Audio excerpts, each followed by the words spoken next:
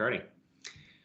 Welcome to another podcast with CanScribe. Today we're with Christy here. I'm very excited about this. We're speaking with someone who, I'm not going to try and steal the intro here, but someone who's worked as a virtual assistant and has done kind of a little bit of everything, which is really, really exciting, I'll say. So I'll pass it off to you. Want to do a little intro for yourself? Sure. So my name is Christy, and I built the company Lumiera Solutions, and did it a couple years ago, actually, after a car accident. Needed to find a different way to work from home that allowed me to have some flexibility in my schedule, and that also let me be mommy. And so I built an online virtual business doing administrative support. And yeah, I've been doing that for the last 3 years. It's gone through a lot of iterations and versions of itself. It's migrated and changed and evolved as my skill set changed. Yeah, so that's pretty much it. How did you even go about starting your own online business? Like what made you, you said the car crash. Yep. But what was it? Like, how did you get that start? Yeah, so I did have a little bit of a head start, which was really helpful. I came from an admin background, so I worked in a hospital for 15 years as both an admin and an executive admin. So I built in some of those skills a little earlier in my career. Not that I think you couldn't learn them, as you start this career. It's definitely an evolution, and I think probably one of the best things that you need to be in order to do something like this is to be willing to learn and interested in constantly evolving. Things change really fast. But probably, so I was in the car accident in 2015. And like I said, it was time to get ready to go back to work. And I just knew the environment I was going back into wasn't the right fit for me anymore. So I had a person who I did some courses through when I was in the corporate world, and she actually presented a program that was for becoming a virtual assistant. And that was actually how I got my start. And I went, well, that's kind of a neat fit. I've got flexibility. I can do it my own way, work with the people I want to work with. And she gave you kind of the foundational tools to get started.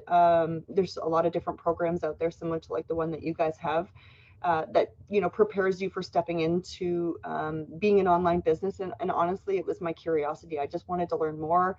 I look at what I didn't know when I started and what I do now, and it's a lifetime of knowledge that's happened in a couple of years, and I'm sure it'll be the same again in another few. But yeah, it's a lot of fun. If you're somebody who likes to constantly learn, it's definitely the right place for you to be, because it's there's always something new to learn, and always kind of another skill to work on and master. It's fun.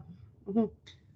I love the virtual assistant sort of career path, because there's so much to it, and there's so many different things you can do. Like, you can specialize, you can be a generalist and just kind of do tasks. And I think it's super interesting. That's one thing I like about our program, is we don't focus on one thing. We teach a lot about a lot of things, so people can go, at the end of the day, most people don't know what they want to do. They just do things. The first thing we ask kids when they graduate high school is, what do you want to do with your life? And we expect them to make a decision and know, which is crazy to think that we do that. But that's why I think it's so interesting that you can, start one thing and go, oh, I like this part of my job. Maybe I should specialize in that, and then do that for other companies. And a lot of times you can earn more money specializing and becoming an expert at one thing. But I love that part of being a virtual assistant. Have you kind of done that sort of same process as, finding out what you love?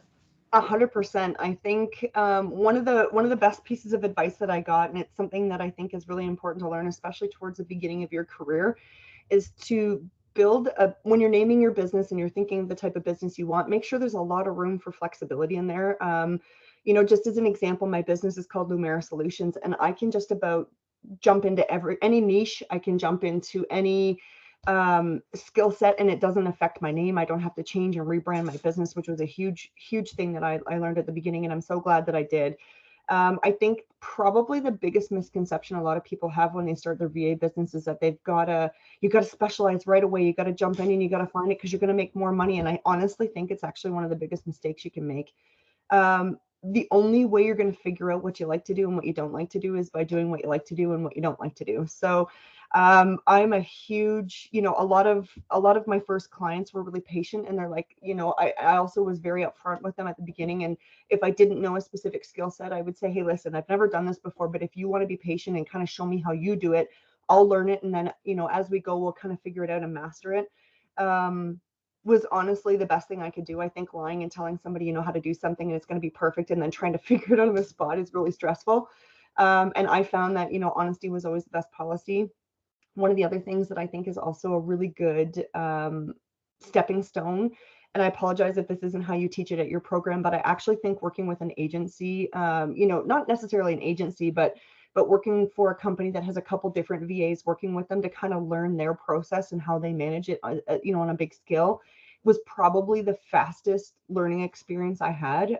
You know, she was somebody who was the head of all the VAs, and she showed everybody how to do the different things. And it was a really great schooling on how to properly set up a blog post, how to you know, build all the different things. And I learned really quickly that, you know, something like building blog posts was boring for me and I didn't enjoy it, but I wouldn't have known unless I jumped in. But I can honestly say for my own business, I have those skills now. I know how to do it. So when it's time for me to do them for my own business, I'm good to go. But it was just something I learned that wasn't necessarily the right fit for me. I really enjoyed being, you know, being a tech specialist. That was probably my favorite, where I would go into different programs and help people set up a little bit more complicated programs, like, you know, client management systems and, you know, email marketing systems. And if you don't know what any of that is, it's okay, you'll get it. You know, YouTube is your best friend, but at the end of the day, you only find these things out when you take on those projects and you kind of navigate it. So.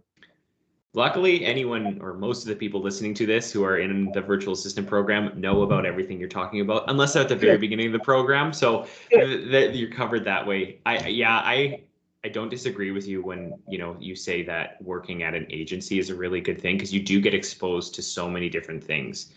Now, some people come out of the program or just go and say, you know what, I definitely want to do this. I want to manage social media, or I want to write because that's what I like doing. But the majority of people, that's not going to be the case. It's about that discovery.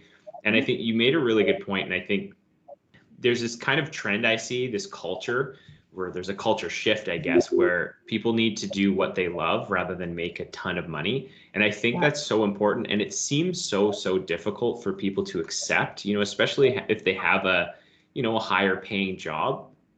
But if you hate your job, like, that sucks. Sure, you're earning money. You have the control to change that. And that's something that it's a learning curve, I think, especially when you've come from, you know, potentially being an employee for somebody else. It's a very big mindset shift to all of a sudden saying, you know, wait a minute, I actually don't have to deal with that person that treats me like garbage. I own this business. I can say, you know what? I'm sorry, but this isn't working out for me. And you go out and you find your people. You go out and you find the jobs that light you up like a Christmas tree. And it's totally okay that if in 6 months it's totally different than the jobs that lit you up today. You know, I think that's the other part of it is I think it's definitely a job that I found that evolved a lot. And it's actually been something I really enjoy. And just as another caveat, you know, I've taken my job from being a general VA, and it was because I wasn't sure where I wanted to tuck in. You know, you're right. There's some people that are like, hey, listen, I just want to be, you know, I want to do copywriting. I want to build courses. I want to help with client management systems. And quite honestly, I've done most of them. And you kind of find your happy place. But for me, because I've spent so much time building all these tools and working in all these tools as a tech specialist, I actually am doing a bit of consulting now. And I really enjoy that too. So I go in, you know, online businesses hire me to come in and help them set up processes and to figure out the right tools and solutions for them in their business. And so it's just kind of another offshoot of, you know, what started as a VA business that's just kind of evolved into, you know, many different versions. So it's fun. Yeah, that's awesome. And it's funny that you say you've sort of shifted away from VA work, but as long as you're working from home, it's technically VA. It's such a wide name for everything, which is awesome. Virtual working, 100%. Yeah. I think I think kind of going back to doing what you love and kind of uncovering that, that's kind of the process we all find. And you kind of mentioned something too, something that you love now might not be what you love in a year or 6 months or a couple months. You might really go, you know what, this is tedious and I don't like to do this anymore. Yeah, And and yeah, you can evolve, you can change. I apologize, I cut you off there, but no, it's okay. but yeah, that honestly. So I should probably also mention too, I actually have attention deficit disorder. I have ADHD.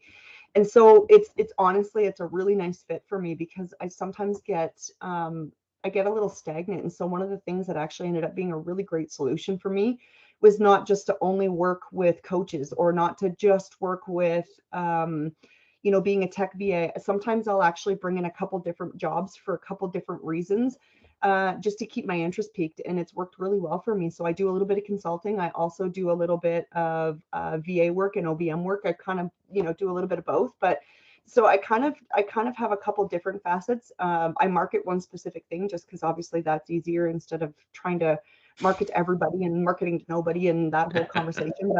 But it works really well for me that there's lots of variety. I can choose the kind of jobs that I want. If something comes up and it's interesting to me, I kind of fall down that rabbit hole for a couple months or sometimes a couple years. And that honestly is the best part of my job, that it's not set in stone. I can evolve it and adjust it and change it to make it match what really works for me.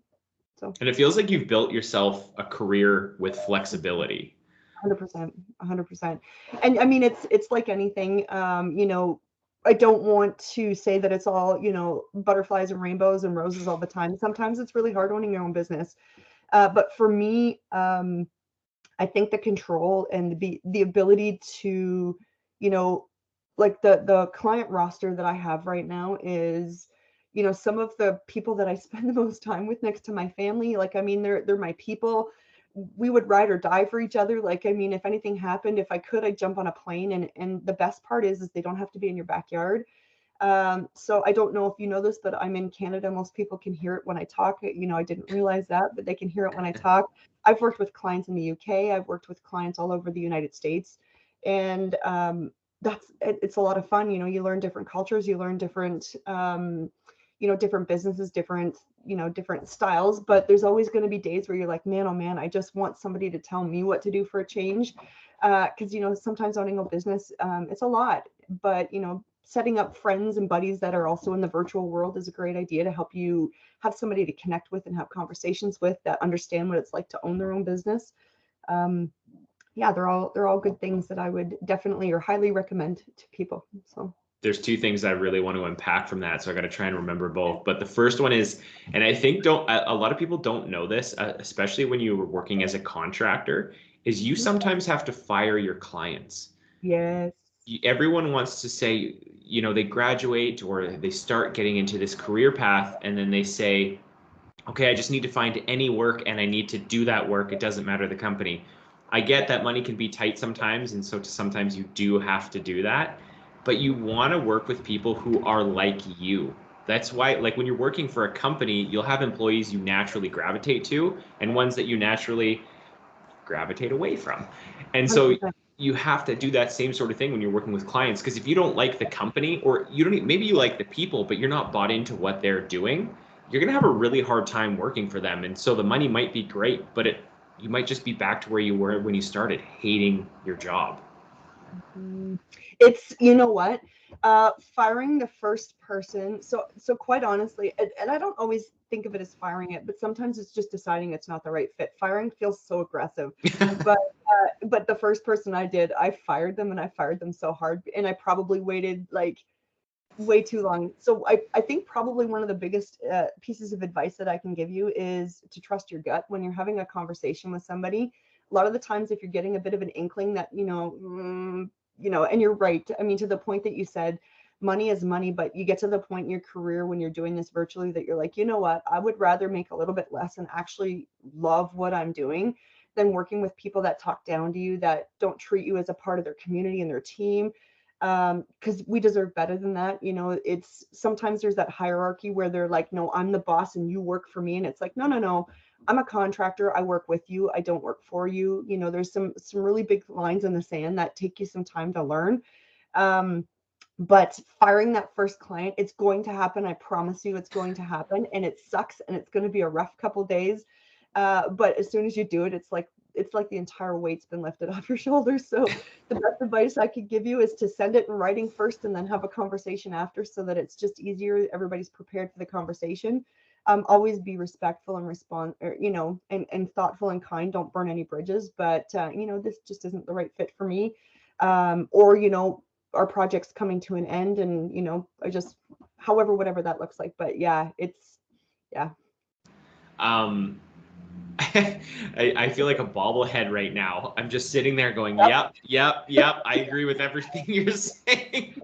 Yeah. And people too, I think it's probably worth highlighting, even if you're not going to work as a contractor, and you want to work as an employee, when you're in that hiring process, it's not just them interviewing you. That's how everyone kind of sees it. Like, I'm going into this interview, I have to have a good impression, but they have to have a good impression with you too. You should never really, unless, again, if you absolutely need the money, put on that caveat every single time, but you should be interviewing them. You should be coming prepared with questions to grill them. Ask the interviewer, what do you like working about? Or what do you like working here for? What do you believe in this company? Because if you don't ask those questions, you're just doing something to do it. You're not doing something for the value of yourself, which I think is really important. So make sure you're interviewing the company. And that's it's a really big mindset, because it feels like you could walk into it feeling like it's a job interview for you, but it very much is a two-way street, because now you get to decide, does this person even feel like a good fit for me? Is this somebody who I believe in, who I can stand behind? If they're, whatever it is that they're selling, is it even something I care about or I'm interested in? And like you said, at the beginning, you may take that job, even if you're like, heck no, I could care less.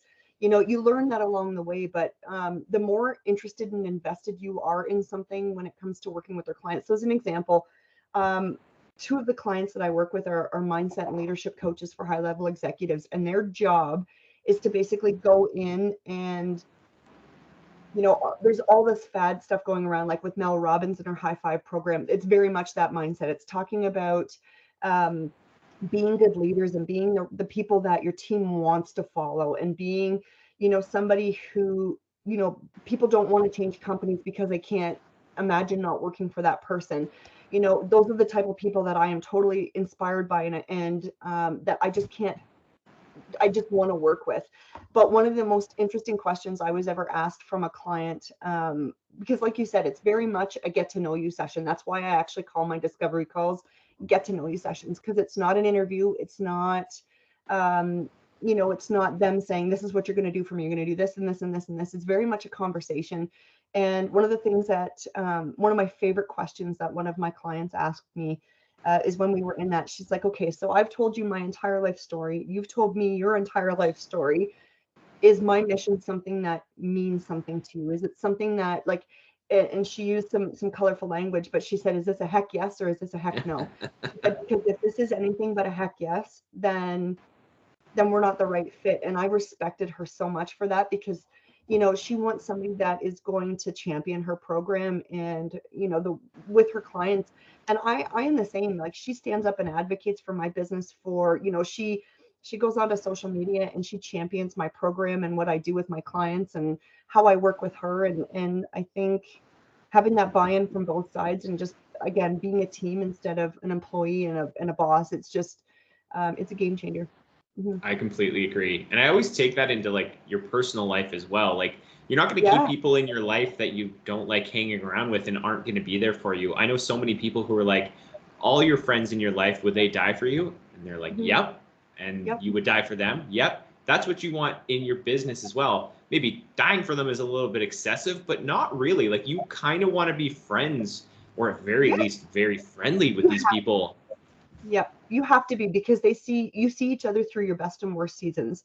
Like, as an example, one of my clients, her mom just passed away, and it was very much a rally the troops. We kind of all, like, I ended up doing things for her. Like, I helped them put together their mom's guest list for their funeral. I helped them stream her mom's funeral. Like, that's not my typical job description, but it was a non-negotiable. I was just, what do you need? How can I help you? What can I do? And it's funny, going back to that first client that I fired, that gut check that I knew was going to be an issue. I'm a mom, and it's very important to me that family comes first, no matter what. I do my best to be as accountable as I can, but there's always going to be that instance where life happens. And one thing that was kind of one of those core values that I decided was going to be at the forefront was that I was going to always be mom first.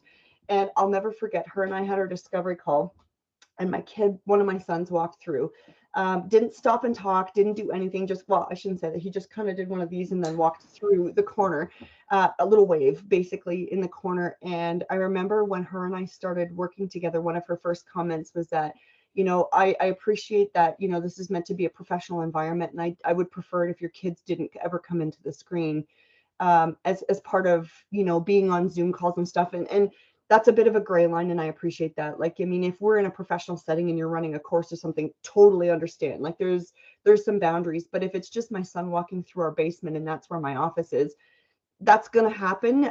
Yes, we can have conversations with them about, being professional and that mommy's at work right now, and it's not jumping on my lap and crawling all over me during a call. That's different. But, if he needs mom for a minute and, I just need, give me 2 seconds, I just need to, he hurt himself or something like that. That's a non-negotiable for me. And I should have known. That was one of my gut checks, that she's like, nope. Whereas all of my clients now, they're like, hey, how's Carter doing? How did the test end up going last week? They send my kids Christmas presents. Like, I mean, that's the relationship I'm looking at. And that's one of those gut checks that you just don't know until you know. So. Yeah, 100%. There's that, you kind of said something too that's important. Whether you're an employee or contractor, you as a person should understand what your core values are and live to those. Because when you do that, you can straight up ask a company, say, what are your guys' core values? And if they're not, similar to what yours are, right there, that one question, it's not going to be a good fit. So there's no point. Yeah. And I mean, that's like, we're an online college. We, have to be as professional as possible, but there's also a bit of like, why do you have to be so serious? I like to think that we take education a little bit different because, yeah, we're serious as much as possible, but, I've never had this happen. Well, actually, that's not true. I've never had a kid come in on me, but I have a 6-week-old baby, and I was doing a webinar last week, and I was working from home, and you could hear little Thomas, crying in the background a little bit. And okay, maybe that's not the most professional thing. The door was closed, I was in a different room, but, parents understand it, and it is what it is. If that's what for you makes us not a good college, is hearing 10 seconds of a baby crying in the distance in the background, then you know what, maybe it's not a good fit, and that's okay. And it's okay. And at the end of the day, like my boys, they're just conversations to have too, right? Like, we've even gone so far as talking about, when the doors close down to the basement, mom's on a call, which means you need to be quiet in the house. You need to do whatever you need to do. My kids are a little bit older, so it helps. I've got a 11 and a 14-year-olds, and so they're pretty good about it. But at the end of the day, obviously I don't want, it is a professional setting for me, but I mean, I also have conversations where, my client's cat hops up on their lap and she's talking to me, and that, like, I don't care. That doesn't bother me. Time and a place, of course. Like, I mean, if she's in a huge big Zoom conversation and she's facilitating a meeting, that's probably not going to happen. But I mean, at the end of the day, if we're just having a touch base call and my kid needs to interrupt me for something because, something scary happened to him at work, then you know what, give me 2 seconds. And my clients are great. She's like, fine, I got to go to the washroom anyways. Like but again, that's not for everybody, and you're not going to always find those relationships. But I think it's really important for you to know your core values and what's important to you, whether that's one way or the other, is just helpful. Yeah, maybe you are that professional person listening to this, and I want it to be, black and white, and here's the things. If those are your core values, great. Find companies that work with you in that way, and they want that, more, I'll say, military style, workflow. Great. That's who you are. Do it, and do it well, because that will bring you both joy and money at the end of the day. Yeah, and I think, I mean, conversations of expectations at the beginning of your time together, and we do that right at the discovery call or the get to know you call.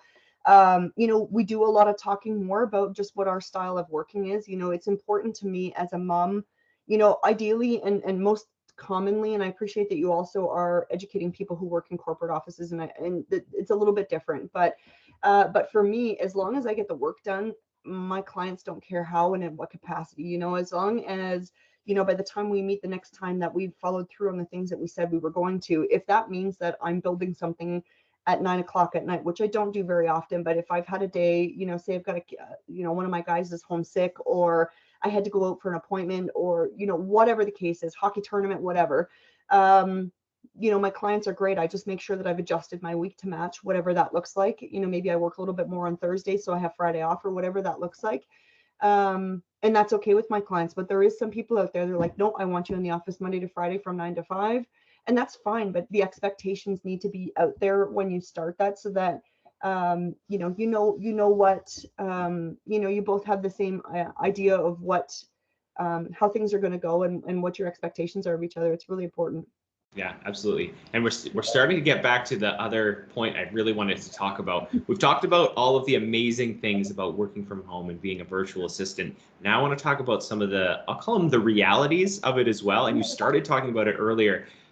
If you're going from being an employee to owning your own virtual assistant business, there's a lot to unpack there. There's a lot of work. You might have the stress of working with terrible people might be gone, but now you're going to have the stress of running a business. There's a lot to do there. You're now in charge of the marketing, the accounting, taxes, billing, invoicing, all that sort of stuff. Yeah. How was that for you to go from, basically employee to owning your own business? Quite honestly, it's a little overwhelming, especially at the beginning. And I think it's one of those things where you do get into a little bit of a better rhythm. Sometimes you figure it out, sometimes you don't. I think one of the most important things is to try to. One of the biggest downsides for me is that I'm by myself all the time. That was a really big change for me. I'm a social person. And I worked in a hospital environment where I always had people around me. And so that was a really big change for me, was to be by myself. So one of the things that I did fairly early on was I found an accountability friend, and we would just touch in once or twice a week just to have a conversation, because it is a lot. And, owning your own business, when it comes to the financials, probably some of the best advice that I could get you, or that I could give you, would be to bring on some support early on. And that, I think that's one of those guys where I would definitely spend the money earlier on to bring in a bookkeeper and potentially an accountant into your business. You can totally do it on your own. It's one of those conversations, and you'll have a lot of these. Is that worth my time? And is that worth all of the trying and patience that goes along with doing that? If that's your thing, if you like numbers and you like doing it, then, all the power to you. Just make sure you've talked to an accountant. And I know my accountant did it for free. I don't know if that's the norm or not, but literally had a conversation with them and said, hey, I'm starting a business. What do I need to know? What do I need to have? What do I need to collect? What do I need to, whatever, be able to present if need be, which was really helpful. But for me, that was definitely the first thing that I offboarded on to somebody else. That was well worth it for me, because I don't like the numbers part of it. It's very stressful for me. And so just to have somebody else take that over was a really smart investment for me, just energy wise, and also for just to free me up to do what it is that I need to do. I've gone through phases where I've had somebody help me with social media and not helping me with social media, because marketing is another really big chunk. It's really easy to get into other people's businesses and forget about your own. And so one of the other things I do is I try at least twice a month, to set aside a half a day, maybe a full day, just to do stuff for my business. Because at the end of the day, you can work for other people's business, but if you're not out there sharing what you do and how you do it, then it's hard to drum up business that way. I was lucky. I got a lot of referral business at the beginning. So I would work with somebody and they would know somebody else who needed somebody. And then I got in with them. And then, I just got really lucky. I got in that way. But to constantly keep yourself present is something that's really important. So to have a plan, I think, is probably the biggest advice I would give you. It's hard. Honestly, it's a really big learning curve. And probably the hardest learning curve is to wear all the hats as a business owner, especially at the beginning. I always say that the hard work up front will pay dividends down the road. And that seems to be the truth with almost everything, but especially so when you're jumping into something like this. And I think it's really, really important. A lot of people want to become a virtual assistant to work part-time. They want to do 20 hours a week or, whatever it may be. But I really think it's important when you start your own business like this, work 40 to 60 hours a week as hard as you can to get yourself set up. And then once you've kind of got everything dialed in, then start, reducing the amount of hours you have. Because, if you want to work 20 hours a week, it's obviously not about the money for you. It's more about the flexibility. But putting in that work up front, that puts you, if you work 40 hours a week for a month, you're twice as far ahead as you were if you work 20 hours a week. That's a lot. To be twice as far ahead as you could be. That's a lot of work. And so I always think it's important for people to put in that elbow grease up front, the sweat equity, if you will, and put yourself in a better position at the end of the day. That's all you're going to be doing. Well, and the only other thing too that's really tricky too at the beginning, and it's one of the traps that I fell into, is that I felt like, okay, well, I can't actually get started until I know everything about email marketing, and I can't get started until I have all my social media posts ready to go, and I can't get started until I have a contract, and I can't get started until I have an online calendar, and I can't get started. And quite honestly, it comes down to, you can't get started until you have a contract. Like, as far as I'm concerned, you just have to have something in writing to say, this is what our terms are between the two of us. This is how we're going to do it. And everything else after that is just part of the process. And I really got stuck in that analysis by paralysis by analysis situation at the beginning, where I really psyched myself out. I was like, you start doing research on VAs and you can very, very quickly and easily fall down a rabbit hole. And that's why, if you don't have a really specific and clear idea of what you want to do for people, jump into some job boards, I think, is a really helpful thing. And again, it depends if you're, hiring, or if you're looking for a job in a corporate world versus kind of in the freelance world or the online world. In the online world, there's lots of really great VA associations that you can join that have job postings. Like, I don't know if you guys do that with your program there as well, but I think that was one of the best places that I could jump into. And you don't have to have every single skill that is on a job posting. That's something that, apply for everything. Even if you're not qualified, apply for it anyways, because at the end of the day, you're going to have a conversation with them. That's when you get honest and say, hey, listen, I've got experience in these three, but I don't in this last two. Is that a deal breaker? Are you willing to, spend some time, or let me spend some time getting to know it? That may have to be on your own time, but that's like, yeah, I spent so much time at the beginning making all these social media posts and sending all these newsletters out. And I'm like, well, there's nobody to send anything to, and I'm not actually moving the needle forward. Maybe I should just jump in and actually just start looking for some work out there. And I think that's one of the biggest issues a lot of people jumping into the VA world have is, okay, I've got all these things, but now how do I actually work with people? And I don't know if you teach that in your program, but the biggest piece of advice I can get or I can give to you is to hop into some Facebook groups for, if you want to work with online business owners, then hop into some online business owner groups. Hop into, like, I don't know, are you guys based in the States? No, we're in Canada. We're actually, we're in Kelowna, BC. Awesome. Perfect. Okay. I'm in Ontario. So, one of the great associations, there's something called CAVA, CAVA.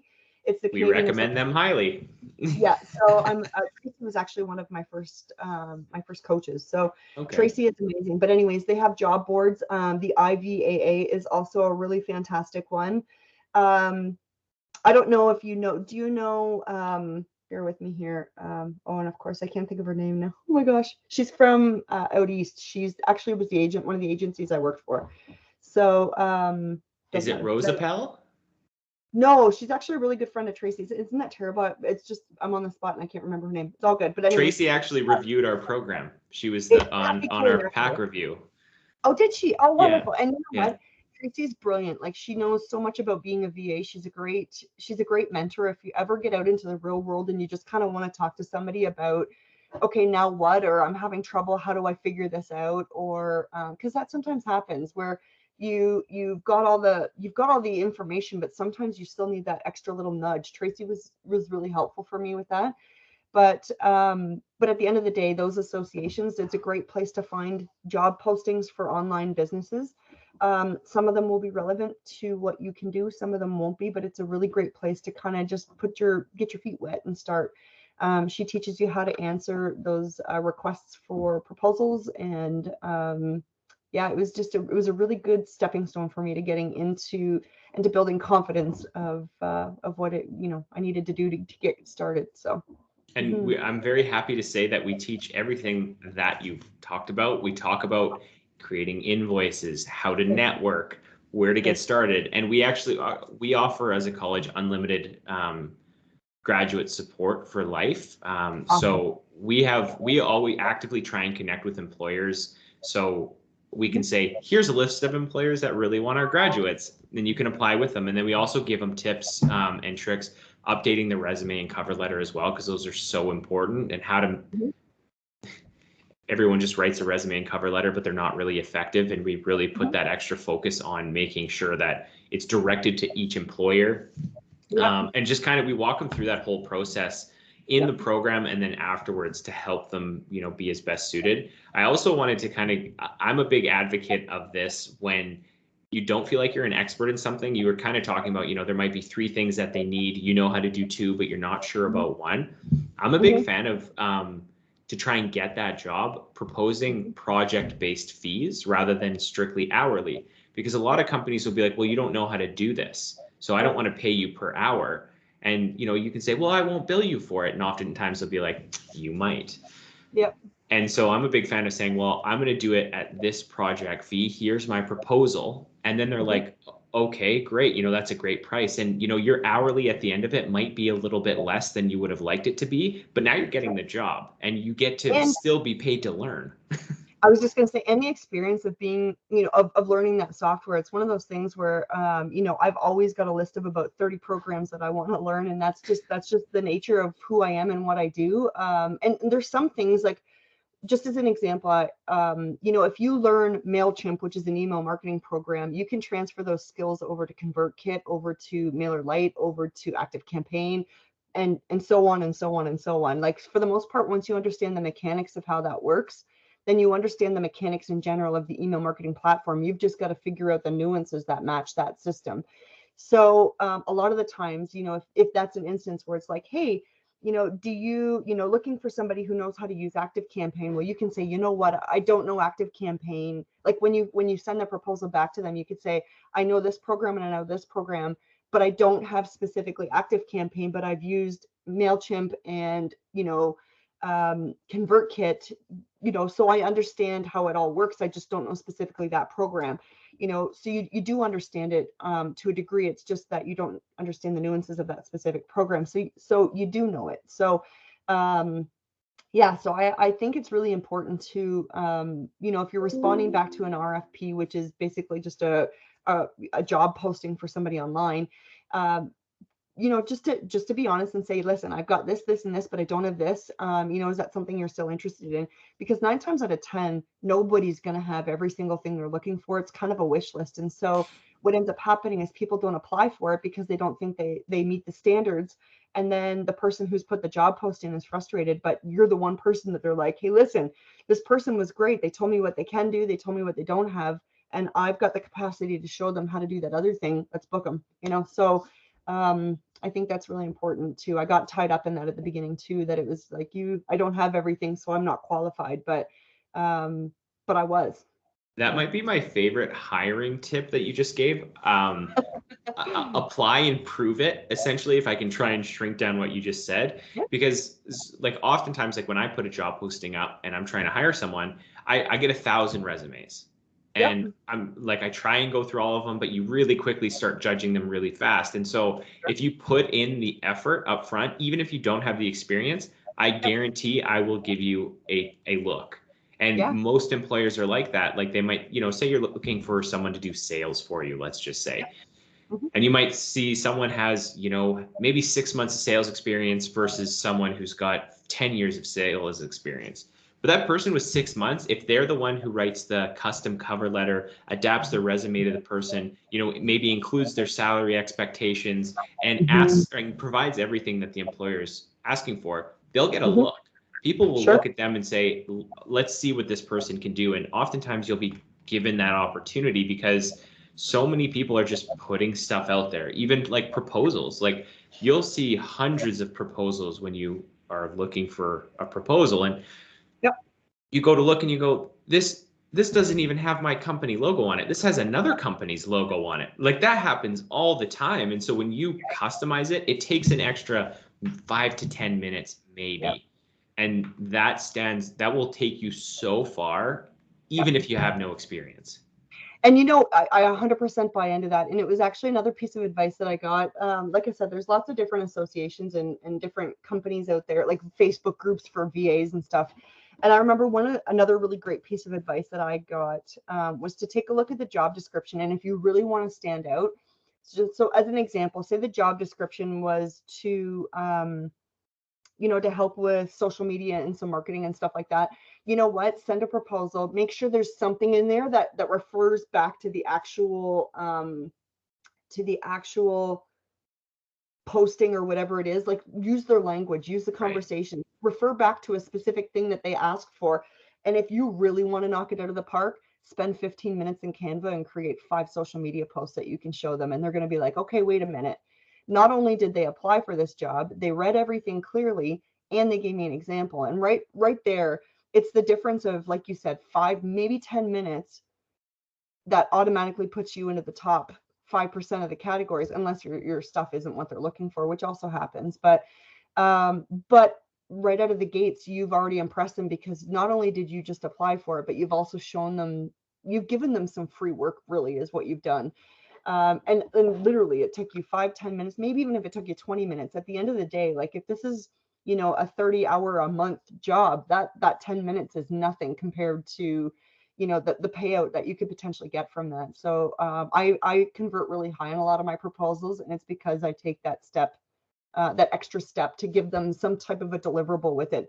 Now, I'm not saying go out and spend 60 minutes or 5 hours on something. Don't do that, but show that you paid attention. A lot of the times too, you'll notice that a lot of the postings, especially for VAs, have little tricks in them that they're meant to tie people up to see how much they're paying attention.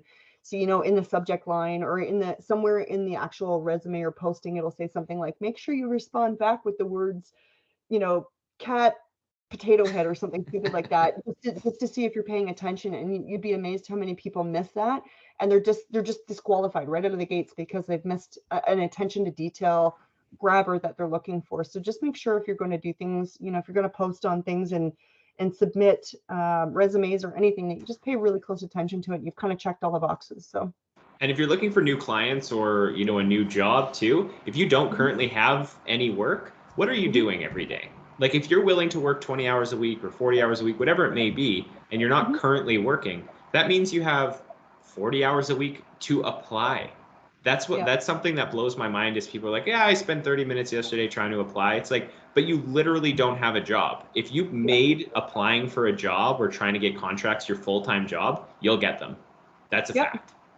And quite honestly, I think I actually got the most traction. So I joined a couple associations. I think the IVAA is a really great one. I think it's awesome. And it's affiliated, or used to be affiliated, actually, with Tracy. Tracy knew the people that did them all. And CAVA. I think CAVA is also a really great one. I'm a member in CAVA. But the other place that I actually found is there was a couple software programs that I really like. And again, I'm a tech, would have been considered a tech VA, so this is a little bit different. But there's one CRM that I actually learned to specialize in, and I really enjoyed spending a lot of time in there. I don't know if you talk about them in there, but it's Dubsado. I really like Dubsado. Okay. I'm a Dubsado special user, or not special user, but I'm a setup specialist for them. And so actually, where I generated a lot of business from was just going in and answering people's how-to questions in the platform. So there's a Facebook group in there, and they would go in and say, okay, well, how can I make this and this happen at the same time? And I would just go in and answer, maybe 5 or 10 sentences on how I would do it in a step-by-step guide. And they'd be like, oh my gosh, this is great. Can I call you?